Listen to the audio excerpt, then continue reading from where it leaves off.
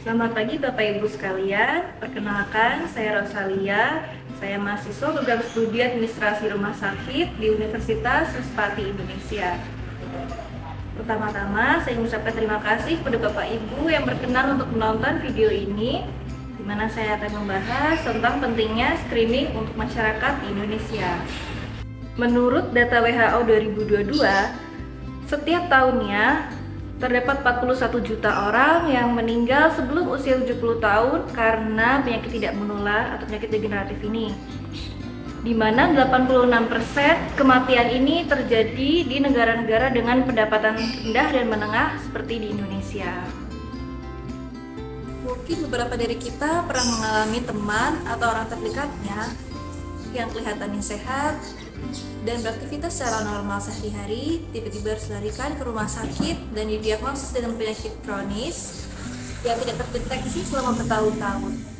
Atau mungkin kita sendiri yang sudah didiagnosis dengan penyakit kronis atau penyakit degeneratif tapi tidak pernah rutin cek kesehatan. Untuk cek kesehatan rutin, pemerintah Indonesia sudah memfasilitasi masyarakatnya untuk pembiayaan cek kesehatan, di mana hal ini juga diatur di dalam Peraturan Menteri Kesehatan Nomor 3 Tahun 2023 tentang standar tarif pelayanan kesehatan dalam penyelenggaraan program jaminan kesehatan. Di mana pemeriksaan-pemeriksaan ini terdiri dari pemeriksaan tekanan darah untuk screening penyakit stroke, penyakit jantung dan hipertensi.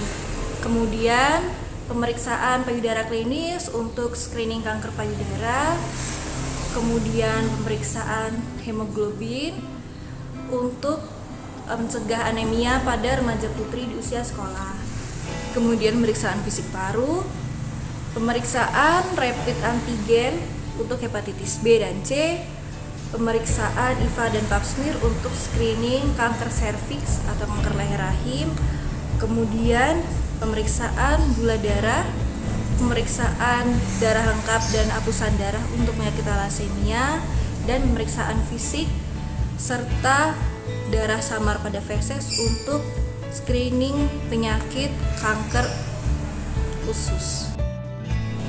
Pemerintah juga sudah menyediakan jadwal screening untuk masyarakat Indonesia sesuai dengan siklus hidupnya, yaitu dari ibu hamil, kemudian dari bayi balita, anak prasekolah, kemudian anak usia sekolah dan remaja, dan untuk dewasa dan lansia. Di mana untuk selengkapnya kita bisa mendownloadnya di website Ayo Sehat Kementerian Kesehatan Go.id.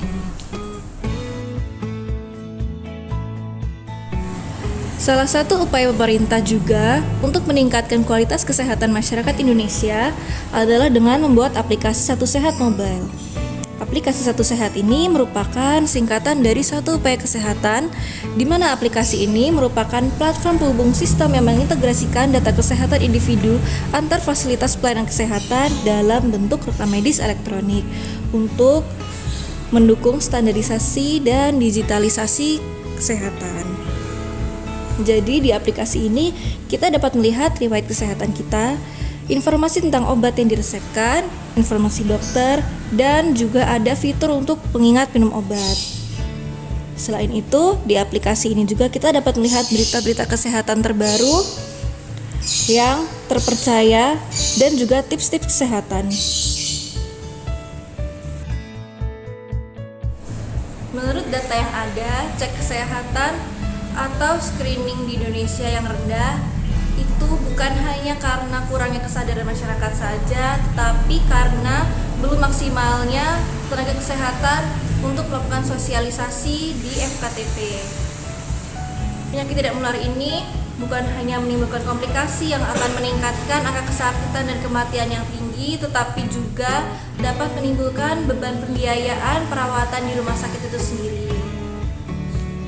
Rumah sakit mempunyai peran untuk memberikan pelayanan kesehatan yang bermutu dan paripurna, di mana paripurna ini bukan berarti hanya mengarahkan pasien kepada pelayanan kesehatan yang bersifat kuratif dan rehabilitatif saja, tetapi juga rumah sakit harus memberikan pelayanan kesehatan yang bersifat promotif dan preventif juga. Nah, mari Bapak Ibu sekalian kita melakukan cek kesehatan rutin untuk Indonesia yang lebih sehat. Terima kasih.